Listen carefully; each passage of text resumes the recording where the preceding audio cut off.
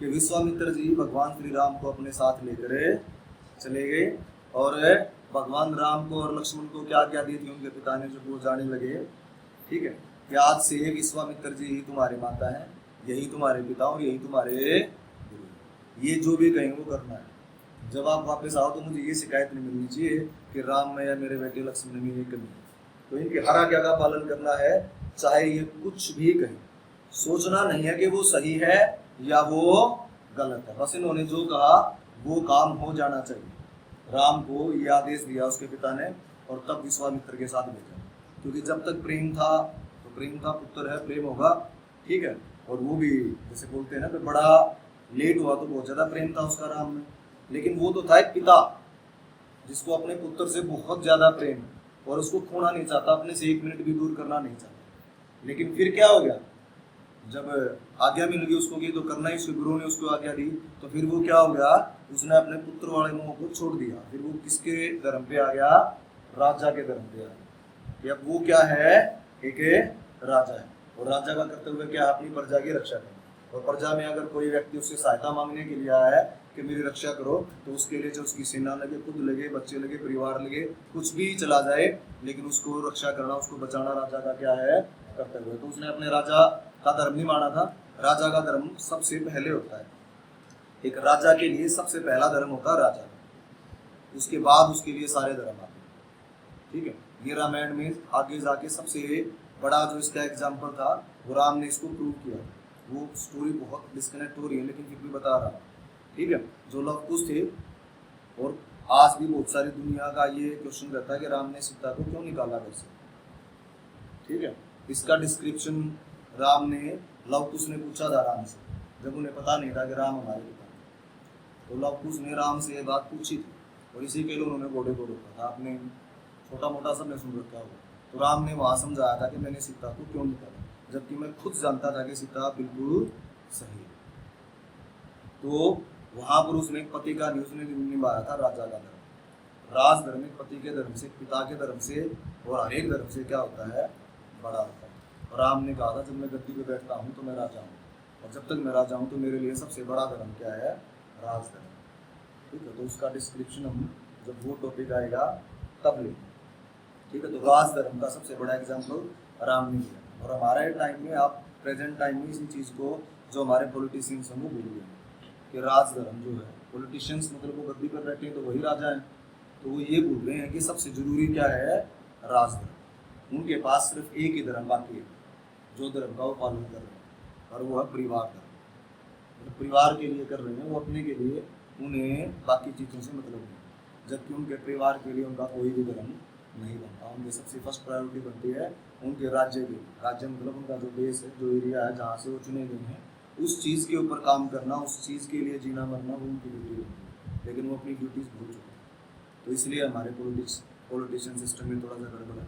तो इसके बारे में जाएंगे। तो विश्वामित्र जी श्री राम को लेकर चले। अब जब विश्वामित्र राम को लेकर जा रहे थे, क्योंकि पहले ये तो था नहीं कि भाई कार है, मोटर है, इन चीज़ों में चलें, ट्रेन में जाना है, प्लेन में जाना है। ऋषि महात्मा जो होते थे वो सांसारिक संसाधनों का प्रयोग नहीं करते, राजा महाराजा यूज कर लेते थे, ठीक है। उस टाइम बैलगाड़ियाँ थी या रथ थे, हाथी घोड़े थे, राजा महाराजा या आम नागरिक अपनी इन चीज़ों को इस्तेमाल कर लेते थे। लेकिन जो महात्मा होते थे, संत होते थे, ठीक है, वो इन सांसारिक चीज़ों का उपयोग कभी भी नहीं करते। तो उनके लिए कहीं पर भी जाना हो तो वो हमेशा पैदल ही जाते थे। तो वो भगवान राम को लेकर गए अपने साथ, राम और लक्ष्मण को, तो पैदल ही लेकर चले। तो जहाँ पर उनका आश्रम था, विश्वामित्र जी का जाना तो वहीं था, क्योंकि उनको जो यज्ञ करना था वो तो अपने आश्रम में ही करेंगे वो। तो भगवान राम को लेकर चले गए। जब पहली ही रात आई, मतलब वो सुबह चले, शाम रात को रुकना था कि अब हम रात को आज यहाँ, तो रात को जिस वन में वो रुके वहाँ पर एक राक्षसी थी जिसका नाम था ताड़का। हो सकता है आपने से किसी ने सुना हो। तो ताड़का जो राक्षसी थी, ठीक है, उसका वहां पर राजपाट था। राजपाट का मतलब उस वन में ताड़का का आतंक था। वहां पर जानवरों को, वहां से गुजरने वाले नागरिकों को मार के खा जाता, ठीक है। और रावण के साथ उसका पारिवारिक संबंध, रावण की वो नानी है, पता नहीं क्या लगती थी, मेरे को एग्जैक्ट रिलेशन ध्यान नहीं है, लेकिन पारिवारिक संबंध था ताड़का का रावण के परिवार से, ठीक है। वो एरिया ताड़का का एरिया था, और उसमें जो ताकत थी 1000 हाथियों में जो ताकत होती है उतनी ही ताकत ताड़का की, उसके अंदर 1000 हाथियों का बल था, यानी 1000 हाथी जितनी ताकत लगा सकते हैं उतनी ताकत वो लगा सकती थी। मायावी विद्याएं और दूसरी बहुत सारी जो साइंस कह लीजिए आप, उस चीज़ों के बारे में वो जानती थी, तंत्र मंत्र के, तो उसको हराना लगभग नामुमकिन था। और विश्वामित्र जी उस वन से लेके ही राम को इसलिए गए थे कि ताड़का को हराना और उसको मारना है, क्योंकि उसका आतंक क्या है बहुत ज़्यादा बढ़ चुका है। और विश्वामित्र का जो यज्ञ भंग करते थे ताड़का का ही पुत्र था मारीच, उसकी माँ थी ताड़का, जिसने विश्वामित्र का यज्ञ बार बार भंग किया, उस राक्षस का नाम मारीच था, और वो ताड़का का ही लड़का, मारीच और सुबाहु दो थे जो विश्वामित्र का यज्ञ भंग। तो उसने राम को जब गुजर रहे थे तो बताया कि हम जिस वन में एंट्री कर रहे हैं ताड़का वन है, यहाँ पर ताड़का राक्षसी है और वो कभी भी आक्रमण कर सकते हैं, क्योंकि यहाँ से कोई नहीं गुजर सकता, अगर कोई गुजरेगा तो उसके मार के खा जाएगा। तो मतलब पहला तेरी ड्यूटी है ताड़का का वध। राम ने तुरंत क्या बोला, हम सूर्यवंशी हैं, सूर्यवंशी कभी मतलब औरत पर हाथ नहीं उठाते, बोला वो तो एक महिला है, बोला महिला पर तो मैं अस्त्र शस्त्र नहीं चलाऊंगा, बोला ये तो हमारा मतलब वंश का वो है। तो फिर उसने समझाया कि बोला भाई वो मतलब एक औरत या एक आम महिला नहीं, ठीक है, वो एक राक्षसी है, और तेरा जो धर्म है वो क्या है, पाप जहाँ पर भी है उस चीज़ को खत्म करने के लिए ही आपका धरती पर आगमन है। तो बोला उसने पाप और अनाचार फैलाया, इस वन से गुजरने वाले लाखों लोगों को मार कर वो खा चुके, तो बोला उसका अंत करना, ठीक है, ये पाप नहीं पुण्य होगा, इससे आपके वंश के जो नियम है उसमें किसी मकसदी नहीं है। राम ने कहा ठीक है गुरुदेव, वैसे भी पिताजी ने कहा कि आपके रेखा क्या माननी है, तो बात नहीं। जब वो वन से गुजर रहे थे तो वन में और अंदर चले गए, तो ताड़का जो राक्षसी थी उसके पास थी सेंस ऑफ स्मेल, जैसे डॉग के पास होती है ना, कि अगर इंसान उसके कई किलोमीटर दूर से भी गुजरेगा तो उसको स्मेल आ जाती है, तो मेरा जो टेरिटरी है, मेरा जो एरिया है उसमें किसी इंसान ने प्रवेश किया, और वो उस इंसान को ढूंढ लेती थी और मार के खा जाती। तो जैसे ही राम ने, विश्वामित्र ने, लक्ष्मण ने उस वन में एंट्री करी तो उसको पता चल गया कि भाई किसी मानव ने मेरी टेरिटरी के अंदर एंट्री की, तो उसने राम के ऊपर आक्रमण किया, तीनों के ऊपर, ठीक है। अब राम सर्वसमर्थ थे, मतलब उसने वशिष्ठ से बहुत कुछ सीखा हुआ था, तो राम ने ताड़का का वध किया। तो उसने बहुत कोशिश की, बहुत माया रची, लेकिन भगवान राम के पास जितने अस्त्र शस्त्र दुनिया में होते हैं लगभग सबका ज्ञान था उनको, तो उन्होंने ताड़का का वध कर दिया रात। अब ताड़का का वध करने के बाद, ठीक है, जब आगे बढ़े वो गंगा नदी के तट पर रुके भगवान राम, ठीक है, तो उन्होंने कहा जी कुछ भी हो, वो राक्षसी थी या कुछ भी थी, लेकिन थी तो एक महिला, बोला मैंने एक महिला का मतलब अंत कराया, उसको मारा है, तो बोला मैं जो प्रायश्चित है मेरे अंदर या जो पाप हुआ मेरे से, मैं उसका पश्चाताप करना चाहता हूँ, ठीक है। तो उसके लिए जो पहले क्या होता था, पश्चाताप के लिए पूजा पाठ ही होती थी, तो विश्वामित्र जी ने राम का पूजा पाठ करवाया, ठीक है, और उसके लिए जो क्षमा याचना होती है भगवान से कि इस वजह से ये काम मैंने किया है, ये करना नहीं चाहिए था लेकिन इसका ये कारण था, ठीक है, तो इसलिए मैंने ये काम किया समाज के कल्याण के लिए। तो भगवान राम ने उसके लिए क्षमा याचना करी परमात्मा से, क्योंकि वो तो इंसान थे उस टाइम, तो उन्होंने परमात्मा से क्षमा याचना करी, अपनी पूजा पाठ संपन्न करी और ताड़का का वध उसके लिए क्षमा मांग लिया। अब विश्वामित्र ने क्या किया उसके बाद कि भाई विश्वामित्र के पास भी बहुत सारे अस्त्र शस्त्रों का ज्ञान। विश्वामित्र मतलब एक महर्षि था नहीं, वो एक राजा था, क्षत्रिय राजा, ठीक है। उसकी स्टोरी फिर हम पढ़ेंगे थोड़ा सा आगे कि विश्वामित्र ने क्या किया था, वशिष्ठ के साथ उसका झगड़ा हो गया था जो राम के विरुद्ध, तो वशिष्ठ ने उसको हरा दिया। उसने तपस्या करी, बार बार भगवान से शक्तियाँ ली और बार बार वशिष्ठ के ऊपर आक्रमण, लेकिन वशिष्ठ ने बार बार उसको हरा दिया। तो उसको बहुत सारे अस्त्र शस्त्रों आ गया और लास्ट में उसने क्या कर लिया था, अपना राजपाट छोड़ दिया था सारी चीज़ें, और उसने ऋषि का जो जीवन है उसको दान कर दिया था विश्वामित्र।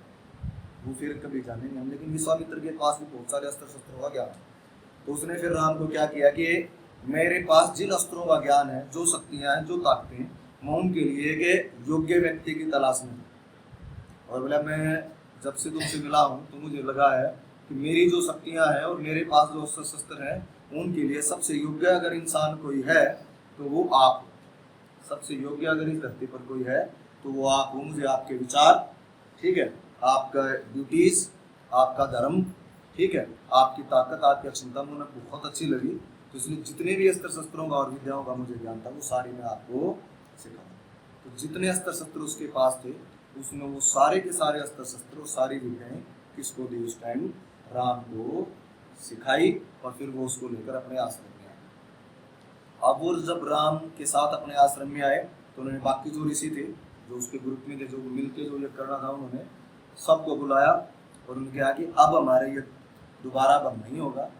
अब मतलब जो राम है, ठीक है, अयोध्या में इसके पुत्र हैं, तो इनकी ड्यूटी है ये हमारे की रक्षा करें। तो उन्होंने राम को बताया, वैसे भी राम को पता था कि भाई यज्ञ जो होता है अगर उसमें कोई भी मांस, मदिरा या खून, इस तरह की कोई भी चीज़ का अगर छिट्टा भी गिर जाएगा उसके आसपास के एरिया में तो वो यज्ञ भंग हो जाएगा। तो उसने कहा था जब आप राक्षस, मतलब मैं जैसे ही यज्ञ शुरू करूँगा राक्षस आक्रमण करेंगे मेरे इस यज्ञ, तो बोला सिर्फ राक्षसों को हराना नहीं है, मतलब मेरे यज्ञ के इस दायरे के अंदर खून की एक बूंद भी नहीं गिरनी चाहिए और न ही किसी की डेड बॉडी, मतलब कुछ भी इस एरिया के अंदर नहीं आना चाहिए। अब आप जब उनका सामना करो तो इस बात का ध्यान रखना है। राम ने कहा कोई नहीं गुरुदेव, आप यज्ञ करो, ठीक है, किसी भी तरीके से, चाहे सारी दुनिया के सारे राक्षस इकट्ठे होकर आ जाओ, आपका यज्ञ जरूर पूरा होगा, ये यज्ञ बंद नहीं होगा। तो विश्वामित्र ने अपना यज्ञ शुरू किया। शुरू करने के कुछ टाइम बाद ही मारीच, सुबाहु और उनकी सेना के कुछ लोगों ने, ठीक है, उस पर आक्रमण कर दिया। अब आक्रमण की रक्षा के लिए वहाँ पर कौन था?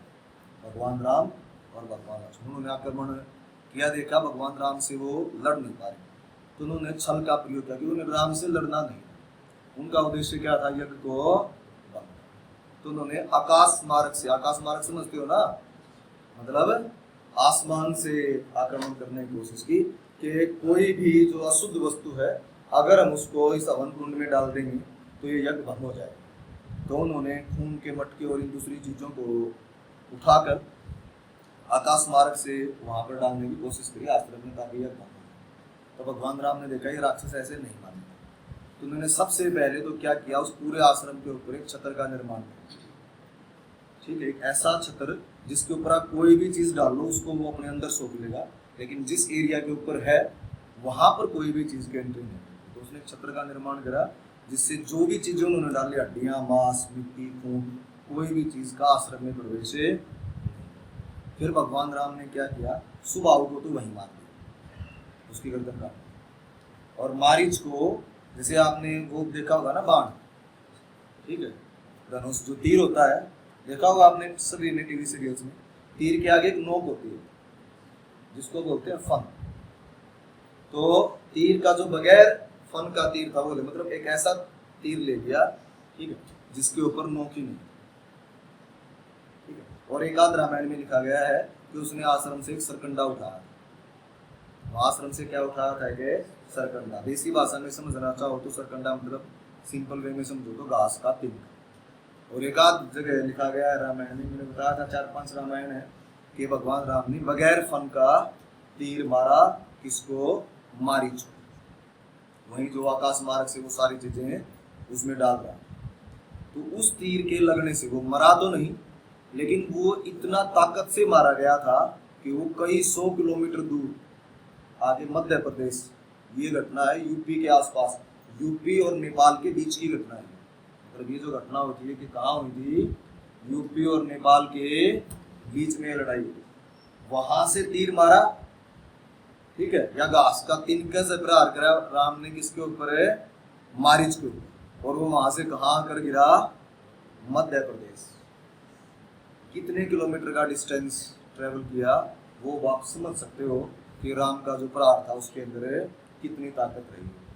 क्योंकि अगर वो ऐसा तीर मारते जिससे फन होता तो वो उसको चीर देता, लेकिन भगवान राम ने उसे मारना नहीं। भगवान राम ने उसको इतनी दूर फेंक दिया कि वो वापस यहाँ आ ही नहीं पाया। अगर वो ढूंढना भी चाहिए तो उसको रास्ता नहीं मिलेगा कि वो कहाँ था। क्योंकि अब तो गूगल मैप है ना आपके पास, तभी ढूंढ लोगे, पहले गूगल मैप थोड़े होते थे। तो उसने मारीच को इतनी दूर फेंक दिया, और जब मारीच वहां जाकर गिरा तो उसको अंदाजा हुआ राम की ताकत। मैं जिसके साथ लड़ रहा था, वो बोलते हैं ना जान बची सो लाखों पाए, ठीक है। तो उसको पता चला जिसके साथ मैं लड़ रहा था वो कितना ताकतवर। अगर ये बगैर फन के बाण से घास के तिनके से मेरे को इतनी दूर फेंक सकता है तो इसमें कितनी ताकत रहेगी, क्योंकि मारीच भी कोई कमजोर नहीं, ठीक है। रावण के परिवार से बिलोंग करता था, क्योंकि मारीच की माँ थी, ठीक है, तारी, तो रावण के परिवार से बिलोंग करता था, रावण के वंश था। रावण कितना ताकतवर था तो आप अनुमान लगा सकते हो कि उसके वंश के सारे जब भी हम युद्ध के बारे में पढ़ेंगे ना, राम और रावण का युद्ध था, तो जितने भी उसके परिवार के योद्धा थे जो राम से लड़ने के लिए आए, जब एक एक के बारे में मैं आपको बताऊंगा तो आप अनुमान लगाना कि वो सारे कितने ताकतवर थे। तो आप ये भी अनुमान लगा पाओगे कि मारिच कितना ताकतवर रहा होगा, लेकिन मारिच के बारे में बहुत ज़्यादा लिखा नहीं जाता, ठीक है। तो मारिच को हरा दिया। अब सारे राक्षस जब हरा दिया तो कुछ टाइम के बाद विश्वामित्र का जो यज्ञ था पूरा हो गया। अब यज्ञ के दौरान, अब यज्ञ 2 दिन 5 दिन 7 दिन 10 दिन जितने दिन भी वो यज्ञ चला, राम 1 मिनट के लिए भी नहीं सोए, नहीं लग सके, नहीं उन्होंने कुछ खाया पिया, नहीं वो सोए। लगातार उन्होंने जब तक वो यज्ञ चला उन्होंने क्या किया, उस यज्ञ की रक्षा की, क्योंकि उनको क्या था, अगर हम सो गए और सोते ही किसी राक्षस ने आक्रमण कर दिया, तो अगर हम खाना खाने के लिए बैठे, ठीक है, और उसी टाइम अगर किसी राक्षस ने आक्रमण कर दिया तो इसमें तो एक खून का छिट्टा भी करेगा तो ये क्या हो जाएगा, भंग हो जाएगा। तो इसलिए उन्होंने विश्राम करा, न सोए और न ही खाना खाया जब तक वो यज्ञ चला। तो इस तरीके से भगवान राम ने विश्वामित्र के यज्ञ की रक्षा की, ठीक है। विश्वामित्र जी इस बात से बहुत प्रसन्न हुए, उनका जो उद्देश्य था वो पूरा हुआ। लेकिन जैसे यज्ञ पूरा हुआ तो विश्वामित्र के पास आए इनविटेशन। क्या आता है उसके पास, इनविटेशन। इनविटेशन किसका, महाराज जनक का। किसका इनविटेशन आता है उनके पास, महाराज जनक। जनक कौन थे, सीता के पिता। तो जनक का इनविटेशन आता है। इनविटेशन क्या था, जनक जो है विश्वामित्र जी को बहुत मानते थे, ठीक है। वैसे तो विश्वामित्र जी को हर एक राजा महाराजा मानता था, लेकिन जनक उनको अपने परिवार के सदस्य की तरह मानते थे, उनको अपना गुरु मानते थे, बहुत ज़्यादा मान सम्मान देते थे। अपने घर के हर छोटे से छोटे कार्यक्रम में वो विश्वामित्र जी को बुलाते थे। तो जनक जी ने क्या किया था, सीता का स्वयंवर निर्धारित किया था। तो उन्होंने विश्वामित्र को इनविटेशन भेजा कि सीता का स्वयंवर है और आपको जरूर, आपके आशीर्वाद के बिना मैं अपनी लड़की की शादी नहीं करूँगा। इस तिथि को सीता का स्वयंवर है और आपको आना ही। तो विश्वामित्र जी को जाना था। तो विश्वामित्र जी ने क्या कहा राम को कि भी दशरथ से राम को लेके कौन आया, विश्वामित्र। वो ये तो कह नहीं सकते थे कोई नहीं मेरा काम होगा जाओ तम करा, ये तो वो बोल नहीं सकते थे। उनको घर पे छोड़ के भी किसको आना था, विश्वामित्र को छोड़ के आना था। या विश्वामित्र उसके पिता को वहां बुलाते और कहते थे मेरा काम पूरा हो गया, आपका बहुत बहुत धन्यवाद, ठीक है, अब आप अपने पुत्रों को ले जा सकते। ऐसा तो नहीं है, वो अपने आप उनको भेज देते।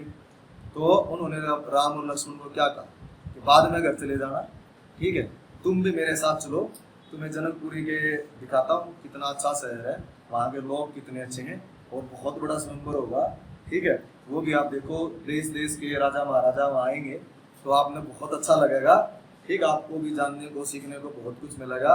तो उन्होंने कहा राम को और लक्ष्मण को कि तुम दोनों मेरे साथ चलो।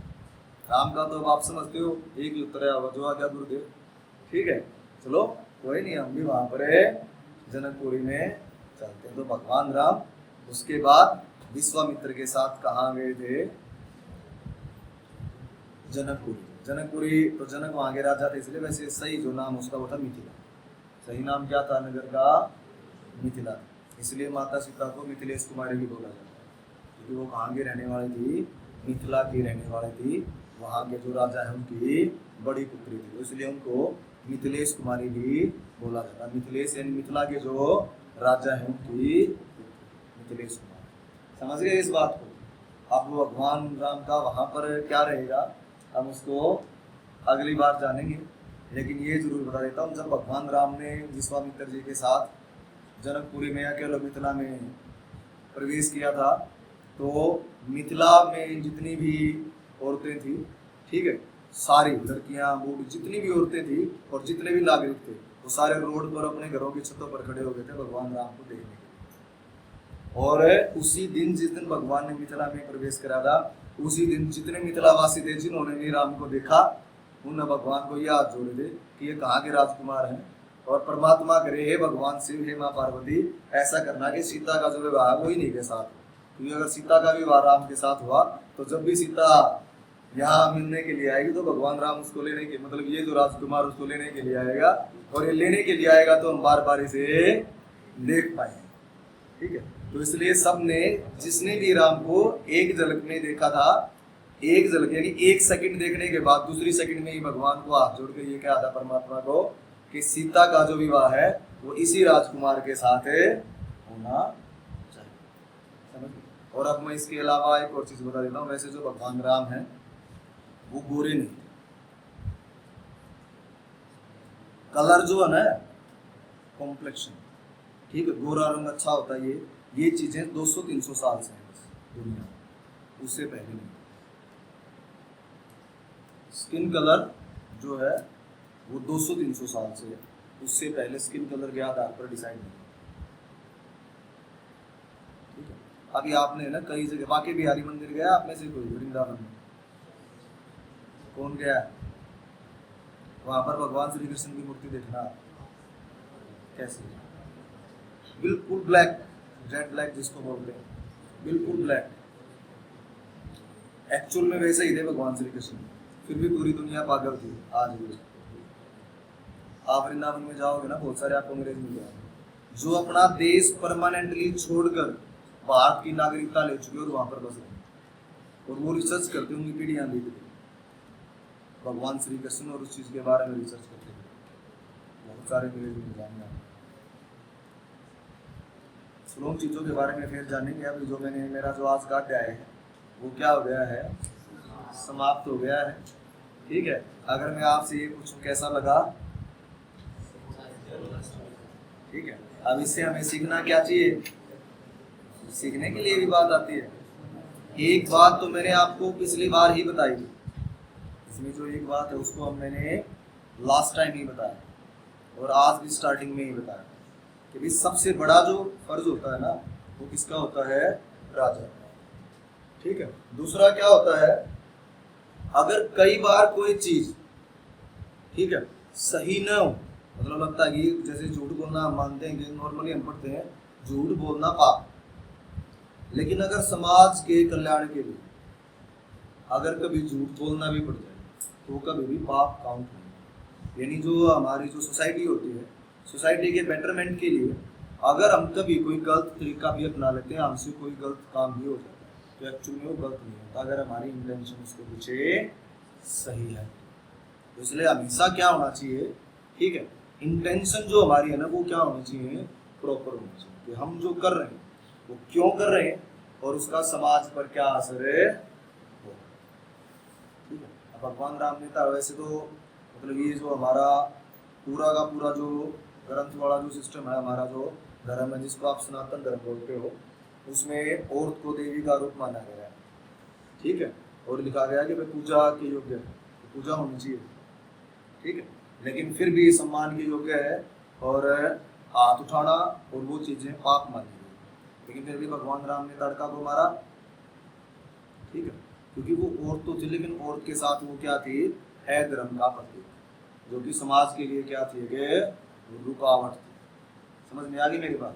तो समाज के लिए अगर रुकावट है और बहुत सारे लोगों की मौत का कारण और बहुत सारे परिवारों को बर्बाद करने का कारण है, तो फिर ये नहीं देखना कि हमारा धर्म, हमारा कानून, हमारा नियम क्या कहता है। तो ये सुपीरियर क्या होता है? सबसे सुपीरियर क्या होता है?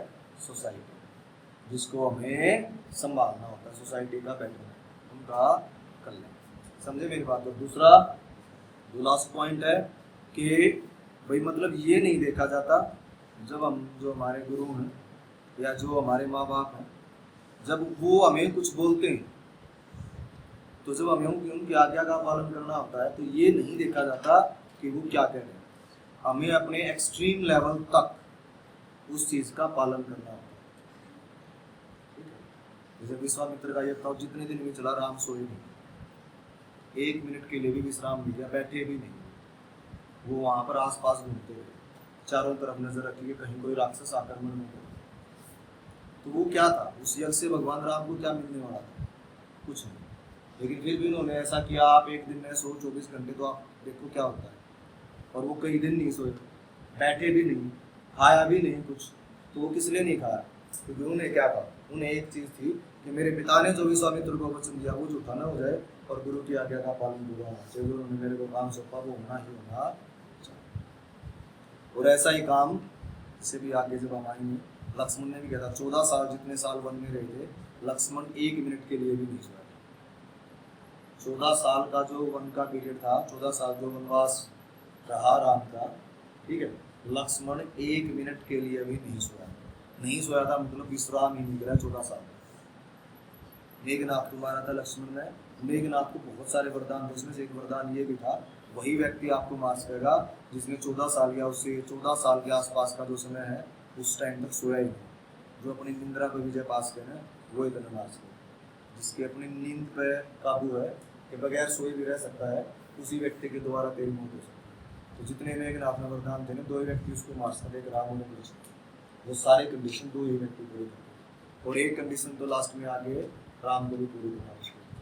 ठीक है, तो वो 2 ही व्यक्ति थे जो पूरी कंडीशन कर सकते थे मेघनाथ को मारने के लिए, जो जो चीजें चाहिए एक व्यक्ति, वो लक्ष्मण ने पूरी की। इसलिए लक्ष्मण मेघनाथ को मार पाया, नहीं तो लक्ष्मण रावण से भी कई गुना ताकतवर था, उसको मार पाना संभव नहीं। बहुत सारे नियम थे जो लक्ष्मण ने अनजाने में अपने भाई के लिए, ठीक है, फॉलो करे थे। वो नियम उसके लिए क्या थे, जरूरी थे मेघनाथ को मारने में। मेघनाथ नहीं मरता तो जो रावण है वो भी कभी नहीं मरता। ठीक है, चलो कोई नहीं, अगली स्टोरी में हम फिर से आगे जानेंगे। अभी हम नेक्स्ट स्टोरी में क्या पढ़ेंगे, भगवान राम और सीता के विवाह के बारे में जानेंगे। ठीक है, वो बड़ी रामायण के सबसे अच्छा पार्ट है, भगवान राम का और सीता का विवाह। शायद एक सैटरडे में कंप्लीट ना हो, लेकिन फिर भी वो रामायण का सबसे अच्छा पार्ट है। ठीक है, उसी के बारे में जानेंगे हम आज के लिए।